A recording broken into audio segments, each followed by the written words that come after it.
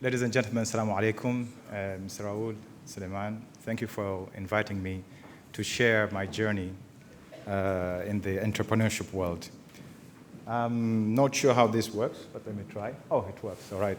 So I'm here to share the experience, my humble experience in the entrepreneurship and how I started and so on. That's why I was invited to present. But before I do so, I thought I should share another story which is quite close to my heart, which goes in parallel in what I'm doing. And I believe it's the reason why you are here today, and the reason why all these initiatives of SMEs, in-country value, Riyada, as well as Bank Muscat and Meethaq in terms of supporting the economy and stimulating the economy. And that is basically meaningful employment creation for our nation. And I believe the challenge number one is not unemployment, but it's employment, creation of employment, rather than solving unemployment. So we looked at it in a different way. We said, why don't we actually try to understand what is this issue about unemployment. So 2 years ago, we looked at job seekers, and we all know these are people looking for a job. And what are they? Who are they? Where do they sit? We found out that about 150,000 people were registered actively looking for a job, or they're registered at least in the Ministry of Manpower looking for a job. But the shocking truth that I was personally got shocked, 80% of them are under high school or below. Now, because every time I go to a company, and sometimes PDO and others, they'll tell me, how many Omanis do you have in your engineering company? I said, please show me an Omani engineer who's experienced and I'll employ him. But now I realized the real problem is this, where, if we call it a problem, but it's a challenge of how we're going to address 80% of the registered who are not really can work in my company directly as engineers.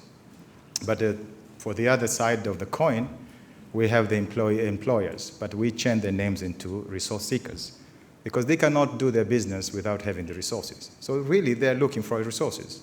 So why can't these two meet together? Well, when we assessed the resource seekers, we found out about 280,000, and don't quote me on those numbers about 2 years ago, about 280,000 companies registered the Ministry of Commerce and Industry. And about 1.7 million are expatriates. Again, this was about two or 3 years ago. Now, at this point, I paused and I said, these numbers don't tally, don't look good, that don't make sense.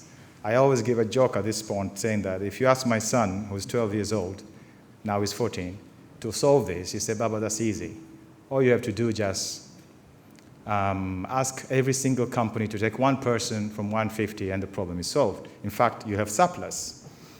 But that is 12 years old boy.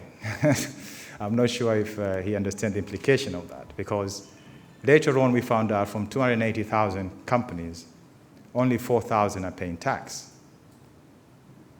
So my barometer of success of a company is profit. Now, if you make profit, you should pay tax. Now, if 4,000 are paying tax, that means the rest are not making money. That means they have no capacity to absorb anyone else. So the people who have to absorb really the 4,000.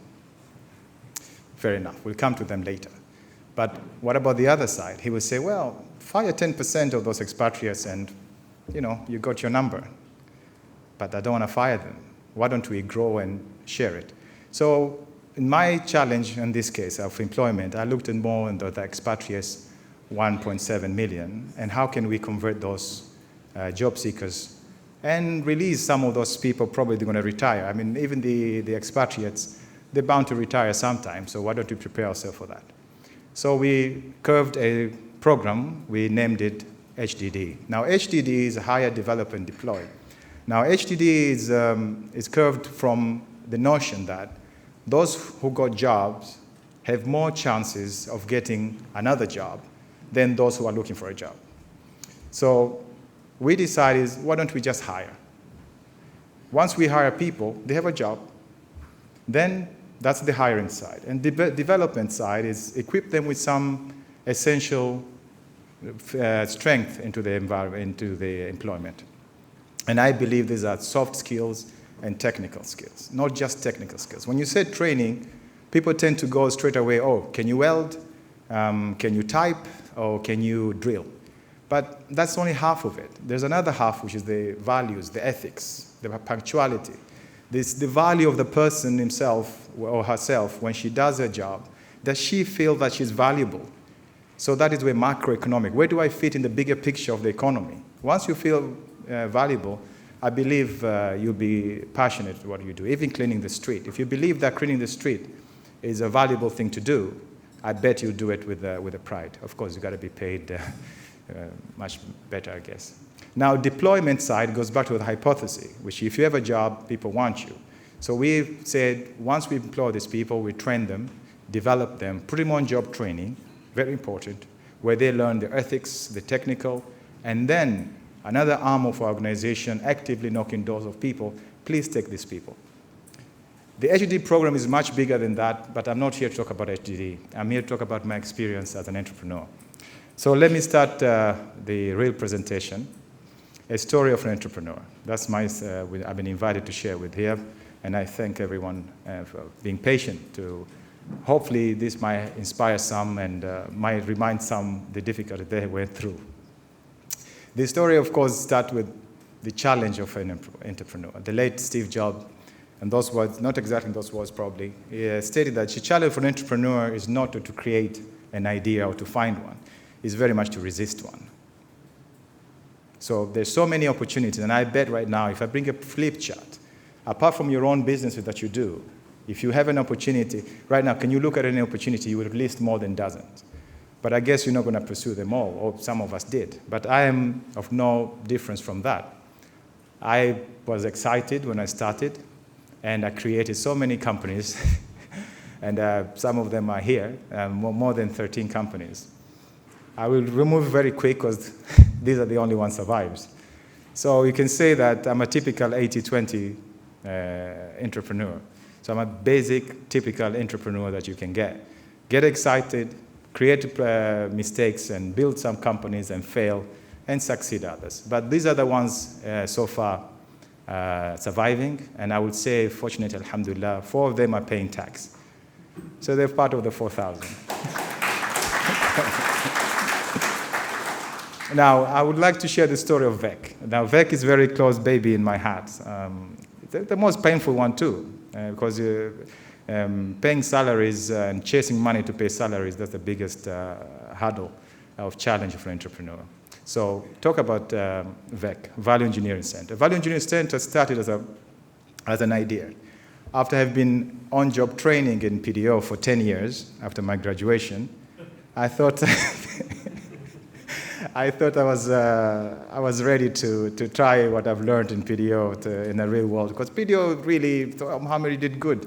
Here, $300 million job, make sure you deliver it. So he had a gas plant, pipelines, all the Khan Alam's team as an engineer. I said, well, I must be very good then. So I said, let me try outside. For some reason, when you leave the fence, people think you become dumb suddenly, But never mind. I had an idea. I had an idea that, okay, let me look at what is out there. So, on a real note, the business that we have upstream with the wells, and you have I'm in the petrochemicals as well, so I say midstream. In our upstream, we say upstream and downstream, but I realized we thought we were the world, in oil and gas upstream. Oil production is upstream, and processing not even processing, gathering and treatment into the ship, that is the downstream. Later on, I learned that's the only midstream. So on the midstream side is the EPCs, it's so-called engineering, procurement, and construction. What PDO taught me and developed me to do is to understand the EPC. So I looked at the EPC side, starting with construction when I was at 2004. 2004, they were already, a good companies already established. Galfa, to name a few, Al-Turki, Al-Hassan, Arabian Industries, and so on. These are construction companies. So it was almost, difficult to start something there. And then I looked at the well engineering. Okay, well engineering is great. There are not many companies, only Mohammed Barwani, MB Petroleum, and Falcon, those were just starting. I said, great. But then I realized that PDO did not train me much on there. They only gave me awareness what the well engineering is. I have no skills in there. So the only skill that PDO, which is grateful to PDO, gave me were understanding engineering and procurement. So I decided to say, okay, let me try engineering. Because at that time, there were no Oman engineering company. There were only 4 international engineering companies. And some people believed in that idea and joined me as employees. Others believed me and say, okay, let's see what he's going to do as a client. So we got a subcontract through those 4 companies. And of course, you need money. And I can't even tell you what I had to do to get money to start. Those days there were no Intalaqa, there were no Rafd, there were no SME fund, and there were no definitely bank going to give you money without collaterals. And I didn't have collateral. I just left PDO, and I just managed to pay off my house. Now, 12 people believed in the idea for some reason or the other, and we formed VEC, Value Engineering Center, properly. Now, VEC, the logo is got its own story.